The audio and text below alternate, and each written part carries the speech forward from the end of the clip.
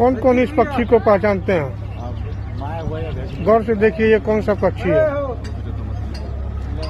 अब ये हमारे गांव घर से विलुप्त होते जा रही है, लेकिन ये पक्षी आज हमें जो दिखाई पड़ रहा है, ये देखिए, इसको हम लोग अपने गांव में गौरैया के नाम से जानते थे।